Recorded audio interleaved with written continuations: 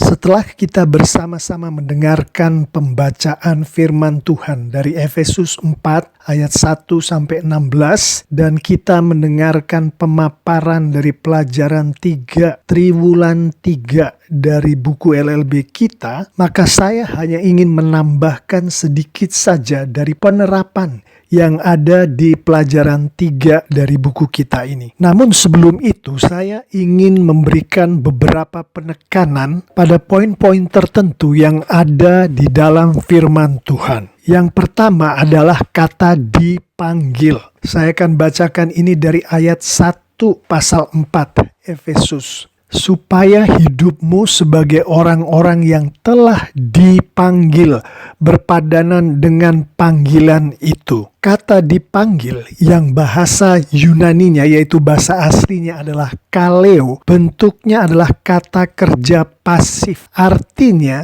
si kamu di sini adalah orang yang dipanggil, ada yang memanggil. Kita tahu dari Efesus 4 ayat 1 yang memanggil adalah Tuhan. Tapi jangan salah, Alkitab juga menyebutkan ada lagi pemanggil-pemanggil lainnya. Firman Tuhan dari Efesus 2 ayat 2 menunjukkan bahwa dunia memanggil, roh durhaka juga memanggil, daging juga memanggil. Poin kedua yang akan saya berikan penekanan adalah kata berpadanan. Kata ini di dalam bahasa aslinya yaitu bahasa Yunani adalah axios. Axios ini di bahasa Inggris kan menjadi equal weight, atau di dalam bahasa Indonesianya seimbang beratnya, atau yang dipakai di Alkitab adalah berpadanan tadi. Jadi dalam hal ini orang yang dipanggil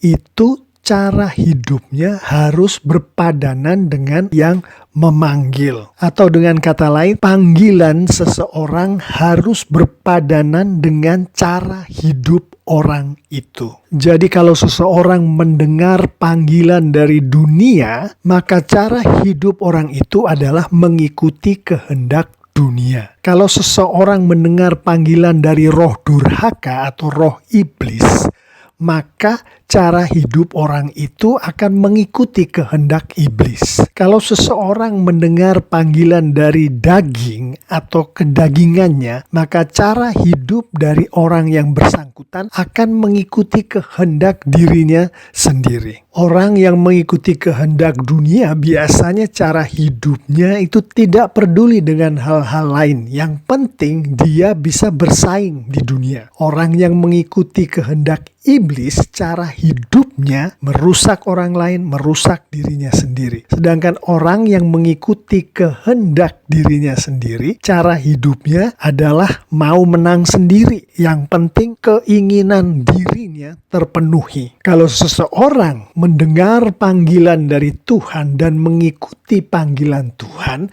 maka cara hidup orang itu akan mengikuti kehendak Tuhan. Adapun cara hidup mengikuti kehendak Tuhan seperti yang disampaikan di Efesus 4 ayat 2 adalah rendah hati, lemah lembut, sabar, saling membantu di dalam kasih. Ditambah lagi cara hidup orang-orang yang mengikuti kehendak Tuhan menurut Efesus 4 ayat 3 adalah memelihara kesatuan roh oleh ikatan damai sejahtera. Yang mana itu adalah satu tubuh, satu roh, satu pengharapan, satu Tuhan, satu iman, satu baptisan, dan satu Allah Bapa, yaitu Allah Bapa dari semua, di atas semua, oleh semua, dan di dalam semua. Orang-orang yang mendengar panggilan dari Tuhan dan mengikuti panggilan Tuhan akan memperoleh anugerah Tuhan atau anugerah Roh Kudus yang juga dikatakan sebagai karunia Roh Kudus. Efesus 4 ayat 11 menunjukkan beberapa dari karunia roh ini. Rasul-rasul, nabi-nabi, penginjil-penginjil, gembala-gembala, pengajar-pengajar. Roma 12 ayat 6-8 juga menyebutkan karunia-karunia Roh Kudus ini. Antara lain, karunia bernubuat, karunia melayani, karunia mengajar, karunia menasehati. 1 Korintus 12 ayat 8-10 juga menyebutkan karunia-karunia Roh Kudus ini, termasuk karunia berkata-kata dengan hikmat, berkata-kata dengan pengetahuan, karunia iman, karunia menyembuhkan. Seluruh karunia-karunia itu, yaitu dari Efesus 4 ayat 11, dari Roma 12 ayat 6-8, dari 1 Korintus 12 ayat 8-10.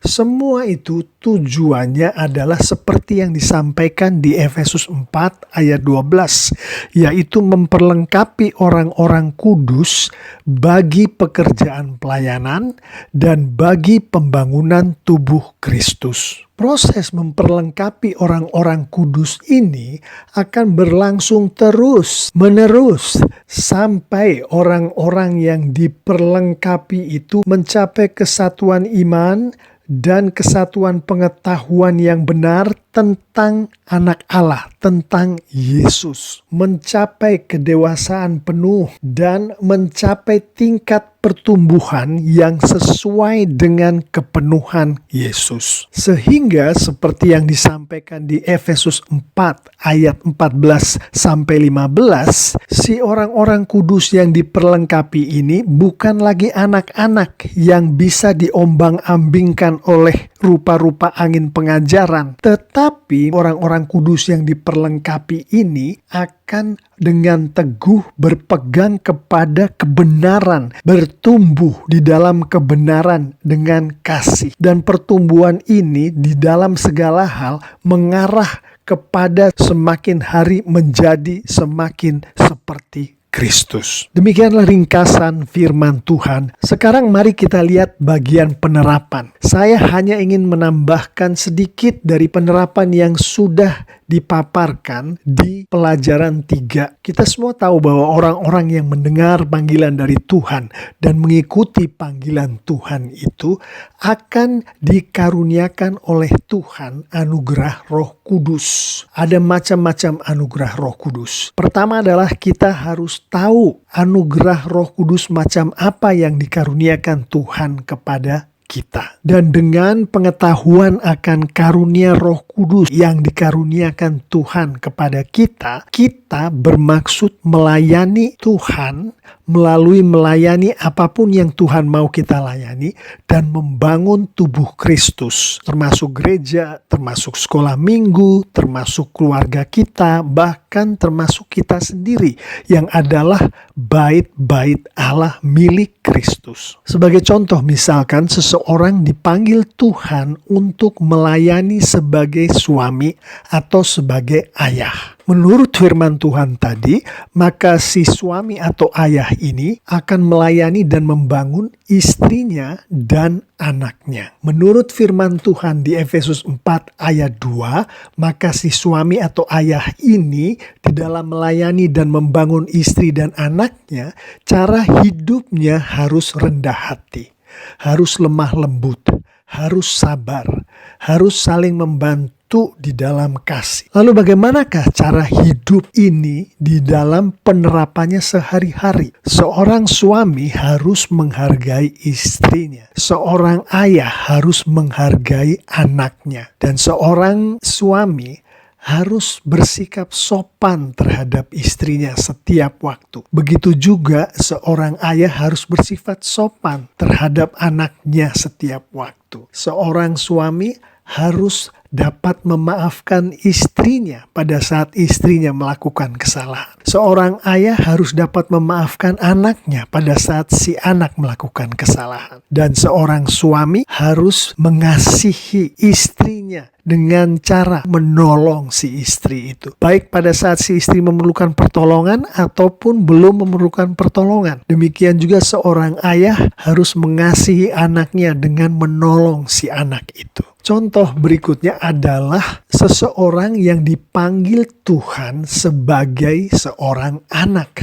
Anak pun Tuhan mau untuk melayani Tuhan. Dan kalau seseorang ini dipanggil sebagai anak, maka yang paling dekat dengan melayani Tuhan adalah melayani orang tuanya sendiri, membangun orang tuanya sendiri. Jadi cara hidup si anak ini di dalam melayani dan membangun ayahnya, ibunya adalah seperti yang disampaikan Efesus 4 ayat 2 tadi, yaitu rendah hati, lemah lembut, sabar, dan saling membantu dengan kasih. Jadi seorang anak harus menghargai ayah dan ibunya, harus sopan, harus bisa memaafkan kesalahan ayah dan ibunya, harus mengasihi ayah ibunya dengan menolong ayah dan ibunya sedapat mungkin. Demikianlah beberapa penerapan dari Efesus 4 ayat 1 sampai 16 menambahkan apa yang sudah